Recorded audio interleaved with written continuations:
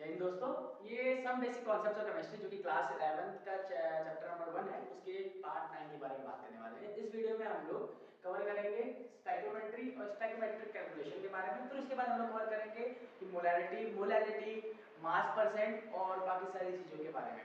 इसके अलावा हम लोग लिमिटिंग रिएजेंट के बारे में समझेंगे और समझने की कोशिश करेंगे कि लिमिटिंग रिएजेंट की नीड क्यों पड़ती है, उसके बिहार में क्वेश्चन से क्या आते हैं। क्वेश्चन हो सकता है कि पार्ट 10 बना दूंगा, ये पार्ट 9 है, इस 9 में पूरे कॉन्सेप्ट को समझाने की पूरी कोशिश करूंगा। तो चलिए बिना समय बात करना शुरू करते हैं।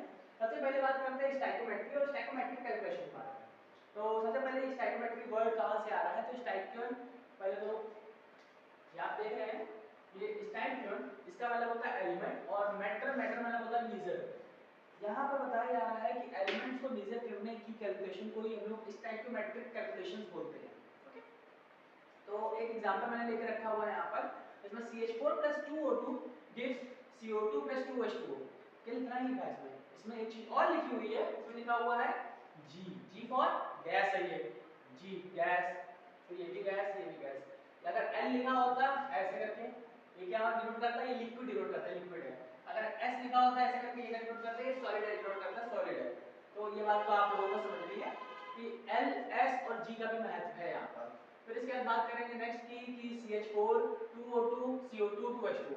ओके, तो CH4 यहाँ पर गैसिंग स्टेट में है, तो बताया कि 2O2 लगे हुए हैं एक CH4 से रिएक्ट करने के लिए, और ये जितने भी एरो के स्तर वाले हैं उनको हम रिएक्टेंट्स बोलते हैं, जितने भी एरो के स्तर वाले हैं प्रोडक्ट्स बोलते हैं। एक एग्जांपल मैं बताता हूं कैसे बोलेंगे। When CH4 react with 2 molecules of O2 या फिर 1 molecule of CH4 react with 2 molecules of O2, then it gives 1 molecule of CO2 and 2 molecules of H2O। इसमें मैंने याद करिए, सुनेंगे वर्ड, मैं हर जगह यूज कर रहा हूं मॉलिक्यूल।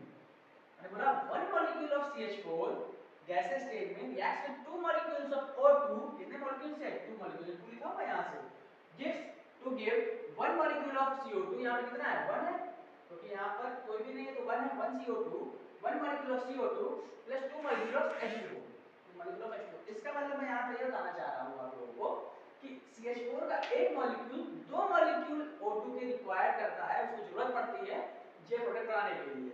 यहाँ पर अगर आपको मान लीजिए यहाँ पर O2 का एक मॉलिक्यूल होगा केवल, तो ये रिएक्शन पूरी कंप्लीट नहीं हो पाएगी। तो यहाँ पर ये O2 लिमिटिंग रिएजेंट बन जाएगा। यहाँ पर लिमिटिंग रिएजेंट के बारे में बताएंगे, तो ये लिमिटिंग रिएजेंट बन जाएगा। थोड़ा समझते हैं इसको और क्या क्या तरीके से बोला जा सकता है। हम लोग एक रिएक्शन को कई सारे फॉर्म्स में लिख सकते हैं, जिसको हम यहाँ पर समझेंगे। सबसे पहले तो मास जो दिया हुआ उस मास के हिसाब से, फॉर एग्जांपल यहाँ पर C कितना होता है? 12 और हाइड्रोजन कितना होता है? 4, 1 1 1 4 हो गया, 12 4 16। तो मैं बोल सकता हूँ 16 ग्राम CH4 की रिक्वायरमेंट होती है। ये कितना होता है? 16 32 32 64, 64 ग्राम ऑक्सीजन से रिएक्ट करने के लिए, मतलब 16 ग्राम ऑक्सीजन, 16 ग्राम CH4 मतलब मीथेन रिक्वायर्ड होता है 64 ग्राम ऑफ O2 से रिएक्ट करने के लिए टू गिव दिस CO2 और 2H2O। इसके इंपॉर्टेंट समझेंगे, समझते हैं। यहाँ पर लिखा हुआ है 16 ग्राम CH4 रिक्वायर्ड होता है किससे रिएक्ट करने के लिए? 64 ग्राम ऑफ O2 से रिएक्ट करने के लिए, जो देता है 44 ग्राम ऑफ CO2। CO2 का क्या होता है?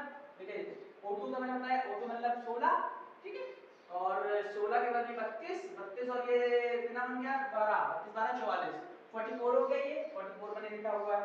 और ये H2O कितना होगा? H2O भी काउंट कर लेते हैं, 16 16 18 18 36, तो 36 ग्राम। तो यही बताया जा रहा है कि 16 gram of CH4 react with 64 gram of O2 to give कितने ग्राम का? 44 gram of carbon dioxide and 36 gram of H2O। ये रिएक्शन होती है। यहाँ पर मैंने लिखा एक ही आपको बता दिया है, ठीक है, फिर समझते हैं ये क्या है, ये क्या है। अब जैसे वन मॉलिक्यूल लिया था, इसको वन मोल ले सकते हैं, बोल सकते हैं 1 mole of CH4 reacts with 2 mole of O2 to give 1 mole of CO2 plus 2 mole of H2O।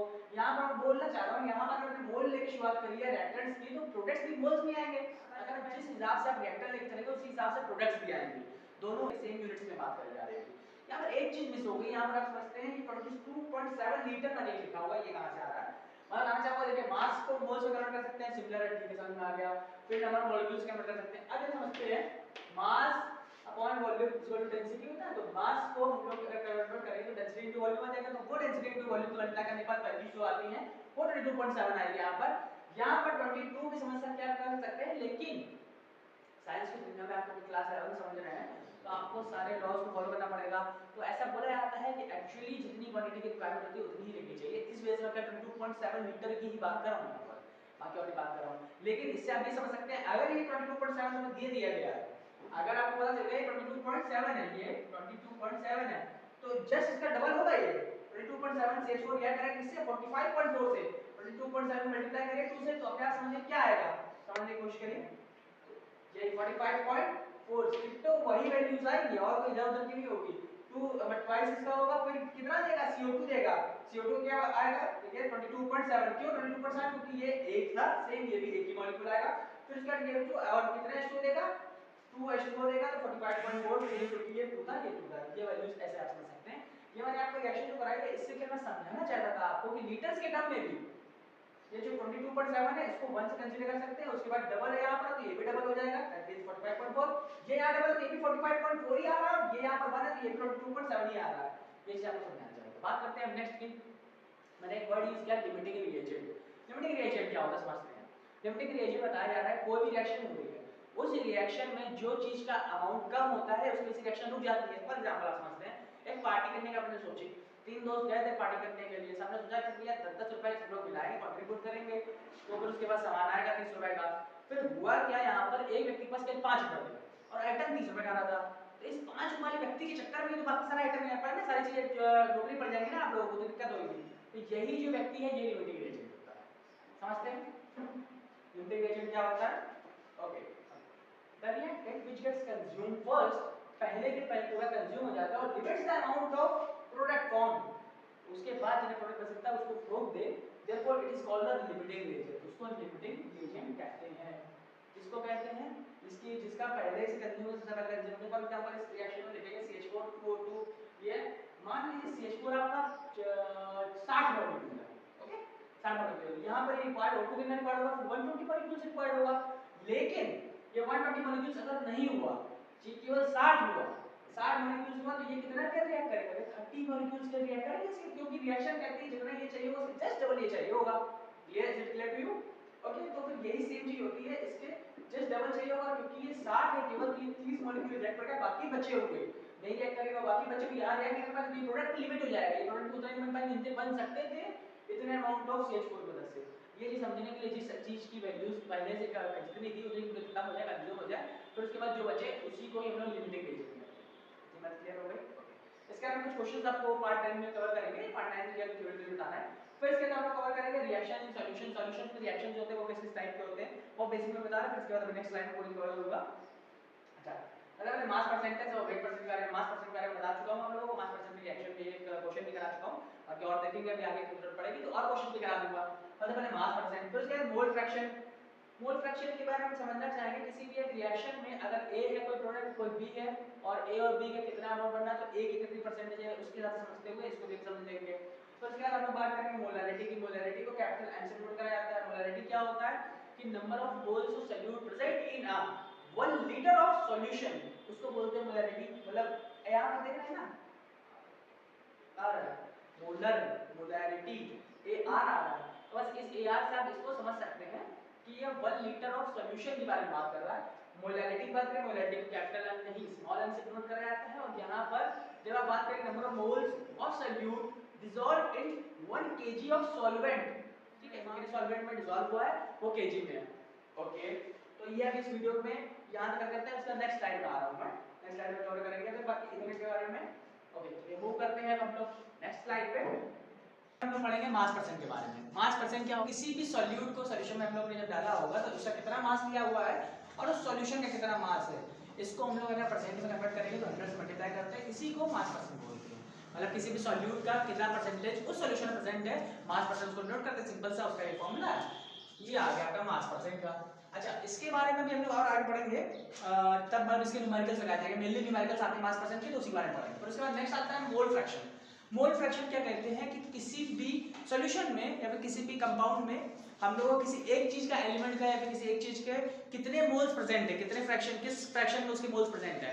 मान लीजिए 4 मोल का पूरा कंपाउंड बन रहा है, पूरा सॉल्यूशन बन रहा है, उसमें कितने मोल्स है, 3 मोल्स अगर एक के प्रेजेंट है तो 3/4 आ जाएगा 0.75, ऐसे करके भी प्रयत्न करना पड़ता है, इसको मोल फ्रैक्शन कहते हैं। समझते हैं क्या होता है मोल फ्रैक्शन? होता है ratio of number of moles of a particular component to the total number of moles of solution। Solution में जितने नंबर ऑफ मोल्स है उसका, फॉर एग्जांपल एक बार ले लेता हूं आपका ये आपका सॉल्यूशन पूरा बना हुआ है। इसमें दो चीजें मिली हुई, एक ए एक बी। मान लीजिए ए सब्सटेंस का जो नंबर ऑफ मोल्स है वो Na है, बी सब्सटेंस का नंबर ऑफ मोल्स जो है वो Nb है। तो मोल फ्रैक्शन ऑफ ए निकालेंगे तो क्या हो जाएगा, नंबर ऑफ मोल्स ऑफ ए जितने होंगे उसको लिख देंगे, मान लीजिए Na था यहाँ पर हमने लिख दिया तो Na, और total number of moles in the solution present है उसको Na प्लस Nb कर देंगे तो टोटल नंबर ऑफ मोल्स आ जाएगा वो Na प्लस Nb हो जाएगा। और मोल फ्रैक्शन वही बी का करेंगे तो Nb upon Na plus Nb आ जाएगा, ये हो जाएगा इसकी वैल्यू पूरा। ये मोल फ्रैक्शन का है। इसके भी क्वेश्चंस को हम लोग पार्ट 10 में हम लोग कवर करेंगे, इस वाली वीडियो में नहीं कवर करेंगे। इसके बाद आते हैं फिर मोलैरिटी के बारे में। मोलैरिटी इसको कैपिटल एम से नोट कराया था, अभी तक की सबसे ज्यादा यूज करी जाने वाली यूनिट जो है वो मोलैरिटी ही होती है। Most widely used unit is molarity denoted by capital M. It is defined as the number of moles of solute present in a 1 litre of solution. इसको याद रखिएगा, number of moles of solute, number of moles of solute present in a 1 litre of solution. ये 1 litre को are आता है ना, litre में are, same ये मोलैरिटी में मोलर आ रहा है, तो इससे आप डिनोट कर सकते हैं 1 लीटर है तो 1 मोलर है। ओके, अब 1 लीटर ऑफ सॉल्यूशन की बात करी जा रही है तो 1 लीटर ऑफ सॉल्यूशन बात कर लेंगे। इसका फॉर्मूला समझते हैं कि जो डेफिनेशन उसी से फॉर्मूला बनाएंगे। Molarity m denoted by number of moles of solute, number of moles of solute in कितना volume of solution in litre, litre में लिखेंगे जितना वॉल्यूम ऑफ सॉल्यूशन इसका होगा उसको। फॉर एग्जांपल अगर किसी की 1 मोलैरिटी है तो उसमें 1 मोल प्रेजेंट होगा उसका एक पूरे सॉल्यूशन में। फॉर एग्जांपल ये मैंने सॉल्यूशन आपको दिखाया हुआ है, इस सॉल्यूशन में मान लीजिए NaOH मिला हुआ है, ठीक है, यहाँ पर NaOH मिला हुआ है, और इसको अगर 1 मोलर मोलैरिटी का बनाना है तो हम लोग इसमें कितना NaOH डालेंगे, 1 मोल NaOH डाल देंगे इस सॉल्यूशन में, और ये सॉल्यूशन पूरा 1 लीटर का बन जाएगा। जब 1 लीटर के सॉल्यूशन में तो ये क्या हो जाएगा, 1 मोलैरिटी का सॉल्यूशन बन जाएगा। अच्छा, एक क्वेश्चन इसका करते हैं, इससे थोड़ा सा अंडरस्टैंडिंग और अच्छे से डेवलप हो जाएगी। सपोज कर रहे हैं 1 मोलर सॉल्यूशन NaOH का दिया गया है, और उस 1 मोलर NaOH से ही हम लोग को पता करना है कि 0.2 मोलर सॉल्यूशन बनाना है। इससे तो कैसे बनेगा, कितना हम लोगों को इसका अमाउंट चाहिए होगा। तो जैसे मतलब क्वेश्चन क्या है, पहले क्वेश्चन क्लियर हो जाएगा तभी आप इस सॉल्यूशन के बारे में समझ पाएंगे बहुत अच्छे से। तो क्वेश्चन क्या है, 1 मोलर सॉल्यूशन ऑफ NaOH दिया गया है, हम लोग को पता करना है कि we want to prepare 0.2 molar solution from it, इसी से 0.2 मोलर का हम लोग को सॉल्यूशन बनाना है। तो पहले तो समझते हैं 1 मोलर NaOH मतलब क्या, मैंने बताया ना 1 मोलर NaOH का मतलब 1 मोल NaOH प्रेजेंट होगा 1 लीटर सॉल्यूशन में, मतलब 1 मोल NaOH present in 1 litre solution. 1 mole NaOH का ये हो गया। हम लोग से बोल रहा है 0.2 मोलर बनाना है सॉल्यूशन, तो 0.2 मोलर का मतलब करना है हम लोगों को करना है 1 लीटर सॉल्यूशन में 0.2 मोल ऑफ NaOH डालने हैं। अच्छा, पहले समझते हैं, हम लोग को दिया है 1 मोल दिया गया 1 लीटर में, हम लोग को 0.2 मोल बनाना है 1 लीटर के अंदर, तो कितना अमाउंट लगेगा, क्या लगेगा, समझने की बात है। अच्छा, पहले एक सिंपल मेथड बता देते हैं, फिर इसके ट्रिकी जो मतलब जल्दी जल्दी करना होगा तो सॉल्यूशन क्या होता है वो बताएंगे। पहले समझते हैं 1 मोल में कितने प्रेजेंट है, 1 मोल सॉरी इस वाली जो न्यूमेरिकल से वैल्यू से हम लोग निकाला हुआ था 1 मोलैरिटी NaOH से 1 mole of NaOH present in 1 litre solution, तो हम लोगों ने निकाला 1 मोल NaOH प्रेजेंट है कितने में, 1 लीटर में। ओके, 1 लीटर में 1 लीटर को हम लोग 1000 ml लिख सकते हैं, क्लियर है। तो 1 लीटर का अगर बोल लेंगे तो हम लोग कितने के लिए अगर करना होगा, हम लोग कितने का बोला गया था, 0.2 मोलर के लिए बोला गया था, ऐसे ना 0.2 मोलर के लिए बोला गया था। तो 0.2 मोलर के सॉल्यूशन के लिए कितना अमाउंट ऑफ सॉल्यूशन चाहिए होगा वो करना होगा, तो 0.2 से इसको मल्टीप्लाई करेंगे, 0.2 मोल विल बी प्रेजेंट इन 1000 ये था, फिर इसको 1 से डिवाइड कर दिया यहाँ पर इनटू 0.2 ही आ जाएगा। यूनिटरी मेथड पढ़ा था ना, यूनिटरी मेथड कोई यहाँ पर यूज कर रहे हैं, 1000 into 0.2 200 ml आ जाएगा। 200 ml सॉल्यूशन की रिक्वायरमेंट होगी अगर हम लोगों को इसी से 1 मोलैरिटी NaOH से ही 0.2 मोलैरिटी का NaOH सॉल्यूशन बनाना है, तो कितना आ जाएगा 200। अब बोल रहे हो ये तो हो गया, ये नीचे क्या लिखा है, ये लिखा हुआ ट्रिकी मेथड, ये फार्मूला है जिस फार्मूला से निकाल सकते हैं। अच्छा, इसको समझते हैं। Formula m1v1 m2v2, m1v1 m2v2 ये फार्मूला होता है, इसको आप याद कर लीजिए, इसी से ही हम लोग निकालते हैं। अच्छा, इसमें मैंने m1 की वैल्यू 0.2 ले ली, क्यों ले ली, क्योंकि हम लोग को 0.2 मोलैरिटी का सॉल्यूशन बनाना है। 0.2 मोलैरिटी का तब बनेगा जब उसमें 0.2 मोल्स प्रेजेंट हो, कितने 1 लीटर में, तो हम लोग ने लिख दिया m1 मतलब मोलैरिटी, m1 मतलब मोलैरिटी, तो 0.2 मोलैरिटी प्रेजेंट होगी 1 लीटर में, 1000 लिख लिया। m2 कितना था, 1 मोलर था, 1 मोलर लिख लिया। फिर V2 कितना लगेगा जिससे हम लोग 0.2 मोल बना पाएंगे, ये मोलैरिटी की सॉल्यूशन बना पाएंगे, ये तो समझना है। तो V2 को हम लोग क्वेश्चन मार्क लिख दिया। ओके, तो यहाँ पे V2 लिख देते हैं। ओके, तो V2 क्वेश्चन मार्क हो गया। अब यहाँ पर सारी वैल्यूज रख दी, 0.2 × 1000 इक्वल टू 1 × V2, V2 की वैल्यू आ गई 200 ml आ गई। यही हम लोग ने इससे निकाला था। ये न्यूट्री मेथड था, इजी था, मतलब दिमाग लगाएंगे समझ में आ जाएगा। बाकी इस फॉर्मूले से यूज करेंगे तब भी सेम आंसर आएगा। इससे थोड़ा क्विकली हो जाता है। अब आप न्यूमेरिकल्स को जल्दी सॉल्व करना चाहेंगे या फिर एमसीक्यूज में आ रहा होगा तो वहां के लिए इसको यूज करेंगे। अच्छा, एक पॉइंट हमने और यहाँ पे लिखा हुआ है, नंबर ऑफ मोल्स इसमें सेम रहे हैं। क्या मतलब, हम लोगों ने क्या किया हुआ है, 0.2 मोलर सॉल्यूशन बनाया हुआ है 1 मोलर सॉल्यूशन से, ठीक है। तो यहाँ पर 0.2 मोलर जो आया हुआ है, that means 0.2 moles of solute present होंगे वन उसमें। आपने इसको डाइल्यूट कर दिया तब भी 0.2 मोल्स ही प्रेजेंट होंगे। ये चीज चेंज नहीं होती, केवल चेंज हो रही है तो कंसंट्रेशन चेंज हो रही है। Number of moles in the solution ये चेंज नहीं हो रहे हैं, इस बात को क्लियर रखिएगा, ठीक है। ये समझते हैं। अब इसके बाद मूव करते हैं नेक्स्ट स्क्रीन पे। नेक्स्ट स्क्रीन पे हम लोग कवर करेंगे मोलैरिटी के बारे में, ओके। मोलैरिटी को हम लोग स्मॉल m से डिनोट करते हैं और मोलैरिटी को हम लोग कैसे डिफाइन करेंगे समझते हैं। Number of moles of solute present in a 1 kilogram of solvent. यहाँ पर सॉल्यूशन की बात करी जा रही है, सॉल्वेंट की बात करी जा रही है। और क्या हम बात कर रहे हैं, ऊपर का number of moles of solute. ये मोलैरिटी में भी number of moles of solute ही ऊपर थे, लेकिन नीचे वहां पर क्या था, कितने अमाउंट का, कितने लीटर में सॉल्यूशन है उसके बारे में बात थी। और यहाँ पर क्या है, कितने किलोग्राम में सॉल्वेंट है इसके बारे में बात आ रही है। तो मोलैरिटी को हम लोग m से नोट करते हैं। उसका फॉर्मूला जो बनेगा वो बनेगा number of moles of solute dissolved in a per mass of solvent in kg. इसके बारे में बात करेंगे। फॉर एग्जांपल मैं इसके अच्छे से और समझाने के लिए आपको एक न्यूमेरिकल लेता हूं, इससे अच्छे से अंडरस्टैंडिंग डेवलप हो जाएगी। चलिए करते हैं। न्यूमेरिकल है, अगर डेंसिटी 3 मोलैरिटी दी गई है किसी सॉल्यूशन की जिसमें NaCl डिसॉल्व है और उसकी डेंसिटी, मतलब 3 मोलैरिटी सॉल्यूशन NaCl है, उसकी डेंसिटी आपको 1.25 ग्राम पर लीटर दी गई है, तो पूछी जा रही है कि उसकी मोलैरिटी क्या होगी। मोलैरिटी को हम लोग स्मॉल m से नोट करेंगे, मोलैरिटी को हम लोग स्मॉल m से नोट करेंगे, ठीक है। यहाँ पे कैपिटल M दिया गया, इसका मतलब मोलैरिटी ही के बारे में बात हो रही है, क्लियर। मोलैरिटी समझते क्या है आप लोग, मोलैरिटी क्या होती है। मोलैरिटी हम लोग समझ रहे थे जब, तो ये समझ रहे number of moles of solute present in 1 litre of solution. तो हम लोग ने इसी को 3 मोलैरिटी को हम लोग डिफाइन करा। 3 मोलैरिटी मतलब होता है 1 लीटर सॉल्यूशन में 3 मोल्स प्रेजेंट है। और मोल्स को हम लोग कैसे समझा था, किसी भी एक मोल है उसका मास कितना था, हम लोग फॉर एग्जांपल बताते हैं आपको O2 मॉलिक्यूल है, O2 का आपका मास आएगा कितना, 32 आएगा, मान लीजिए एग्जांपल दे रहे हैं केवल, 32 आएगा, तो 32 ग्राम बोल दिया O2 का। सेम वहीं पर यहाँ बात हो रही है 1 मोल NaCl का, 1 मोल NaCl का, तो NaCl में भी आप देखेंगे तो Na का कितना मास होता है, 23 होता है, और Cl का 35.5 होता है, इसको ऐड कर देंगे 58.5 आ जाएगा। तो ये आपके 1 मोल का था। हम लोग की बात कितनी कर रहे थे, 3 मोलैरिटी की कर रहे थे। 3 मोलैरिटी मतलब 3 मोल होता है, 3 मोल मतलब कितना ग्राम हो जाएगा, 3 से मल्टीप्लाई कर देंगे इसको, 175.5 ग्राम आएगा। 3 मोलैरिटी सॉल्यूशन में कितना सॉल्यूट होगा, तो 175.5 ग्राम होगा। इतनी क्लियर बात होगी, ओके। हम मूव करते हैं नेक्स्ट पे। तो हम लोग बात करिए कि 1 लीटर सॉल्यूशन होगा, मोलैरिटी है, क्योंकि यहाँ पर देखिए ये 3 मोल पर लीटर आ रहा है, तो मोल की मतलब जो आना था वो तो हम लोगों ने ये निकाल लिया। अब यहाँ पर लीटर आ रहा है ना, तो लीटर को हम लोग क्या करेंगे, मास ऑफ 1 लीटर सॉल्यूशन को निकाल लेंगे। अच्छा, मास लीटर सॉल्यूशन है तो इसको कैसे समझते हैं कि मास से डेंसिटी ऑफ वॉल्यूम कैसे निकल सकता है। हम लोग यहाँ बात करेंगे जो मास ऑफ सॉल्वेंट इन केजी चल रहा है, तो यहाँ पे मास है। हम लोग जो इसमें बात कर रहे थे मोलैरिटी में, वो लीटर में बात करें, वो वॉल्यूम के टर्म से बात हो रही है। Density equal to mass upon volume, या फिर मास इज इक्वल टू हम लोग क्या लिख सकते हैं, डेंसिटी इनटू वॉल्यूम। ये भी एक फॉर्मूला होता है। तो हम लोग निकालेंगे कि हम लोग की एक्चुअल में वॉल्यूम कितना आएगा, तो कितना अमाउंट का यहाँ लीटर था, कितनी वॉल्यूम थी यहाँ की 1000 मिलीलीटर या फिर 1 लीटर, तो उसको 1000 में कर दिया 1 लीटर के बारे में कन्वर्ट करने के लिए, क्योंकि अगर लीटर में बात करें तो केजी में आएगा, इस वजह से हमने केवल इसको लीटर में केजी का मिलीलीटर में कर दिया, 1000 कर दिया।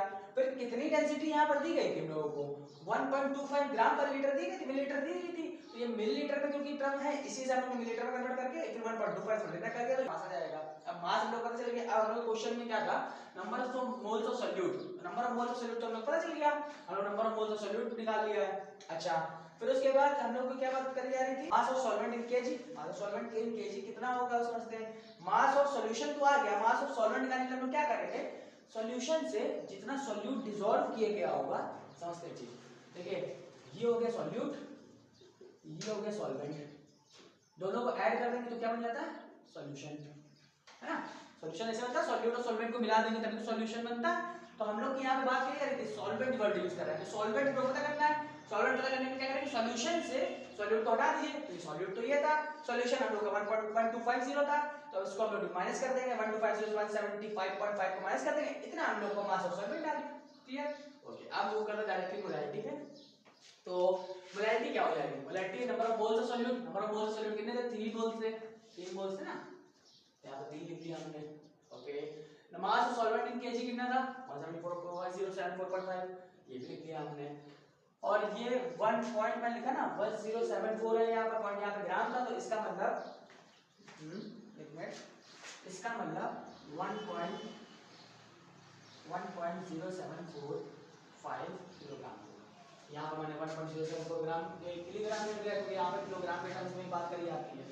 ओके, तो इसको डिवाइड करके 2.79 m आएगा, स्मॉल m मतलब मोलैरिटी आ जाएगी, ये मोलैरिटी की वैल्यू, ये इसका सॉल्यूशन था। आपने यहाँ पर एक चीज और नोटिस करी होगी, मोलैरिटी 3 थी लेकिन मोलैरिटी 2.79 थी, दैट मींस मोलैरिटी ज्यादा होगी और मोलैरिटी कम होगी सेम उसी सॉल्वेंट के बारे में बात करेंगे तो इतनी बात क्लियर हो गई। अब बात करते हैं हर बार के लिए ऐसा नहीं, डिफरेंट भी कर सकते हैं, उसके बारे में आगे एक्सप्लेन करेंगे। नेक्स्ट एक पॉइंट बहुत इंपॉर्टेंट है, उसको कवर कर लेते हैं। मोलैरिटी कभी भी सॉल्यूशन की टेम्परेचर के चेंज करने से अनअफेक्टेड रहेगी, जैसी होगी वैसी ही रहेगी। क्यों? क्योंकि मास ऑफ सॉल्वेंट नहीं चेंज होगा जब भी आप टेम्परेचर को बढ़ाते हैं। तो वही मैंने पॉइंट लिख दिया नोट्स में कि mass solution does not change with temperature since mass remains unaffected with temperature, क्योंकि मास पे कोई फर्क नहीं पड़ेगा इस वजह से। फिर इसके बाद एक और मैंने यहाँ पर बनाया हुआ इसको बता देता क्या होता है।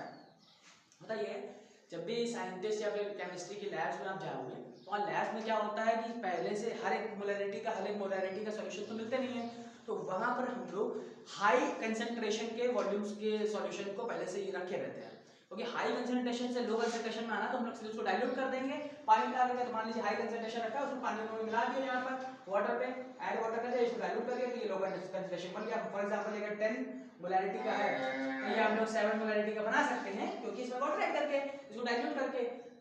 अब बात होती है इससे इसको बनाने में डिफिकल्टी आएगी, इस वजह से हम लोग इसमें डिफिकल्ट रहेगा इसमें, तो इसको बनाने रखते हैं पहले से हाई कंसंट्रेशन में रखते हैं। तो इसी की केमिस्ट्री के टर्म में हम लोग जो हाई कंसंट्रेशन के अमाउंट वॉल्यूम का या फिर मोलैरिटी के सॉल्यूशन इसको हम लोग स्टोर करके रखते हैं मोलैरिटी के, तो उसको हम लोग स्टॉक सॉल्यूशन बोलते हैं। स्टॉक मतलब जो स्टॉक करके रखा चीजें रखी जाती है, बचा करके रखी जाती है आगे के यूज के लिए, इसको स्टॉक सॉल्यूशन बोलते हैं।